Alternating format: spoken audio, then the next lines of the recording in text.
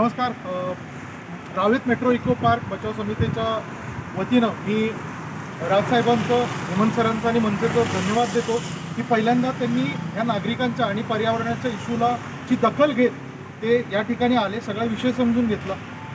2 मिनिटात फक्त सांगतो हा प्रकार काय. ही जागा मेट्रो इको पार्कसाठीच होती, गव्हर्नमेंटचाच प्रोजेक्ट होता, पण ती जागा अचानक ही जिल्हाधिकाऱ्यांनी निवडणूक आयोगाला ट्रान्सफर केली आणि ती ट्रान्सफर करताना हे जे भव्य 5 एकरमधलं मेट्रो इको पार्क आहे, जिथं 1000पेक्षाही जास्त झाडं आणि 250पेक्षा जास्त व्हरायटीज आहेत, सगळ्यात दुर्मिळ, आणि इथे एक हॅबिटेट डेव्हलप झाला आहे, असं सगळं नष्ट होत असताना त्यांनी त्याच्यामध्ये त्या जागेचा पंचनामा करताना एक फसवी गोष्ट त्याच्यावर टाकली की ही सगळी जागा ही पडीक आणि मोकळी आहे आणि ती इलेक्शन कमिशनला ट्रान्सफर केली.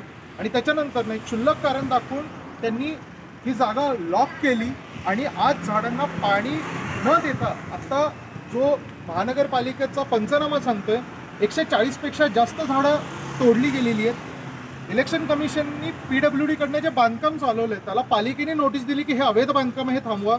इथे RMC प्लांट इलिगली चालवला जात होता, इथे अवैध वृक्षतोड झाली, हा फसवा पंचनामा झाला. एवढ्या सगळ्या इलिगली गोष्टी असताना जिल्हाधिकारी, तहसीलदार आणि तलाठी ह्याच्यावरती गप्प आहेत. पण हे एक मंदिराचं छोटंसं कारण दाखवून हे लॉक लावून इथलं जैवविविधता आणि वाईल्ड लाईफ संपवण्याचं ज्याचे स्वतः अध्यक्ष हे जिल्हाधिकारी आहेत, हे त्यांच्याकडनं चुकीचं काम होतं आहे. आणि त्याचं आम्ही दाद सगळीकडे मागितली, कलेक्टरांकडे गेलो, आयुक्तांकडे गेलो, मेट्रोचे जे MD आहेत त्यांच्याकडे गेलो.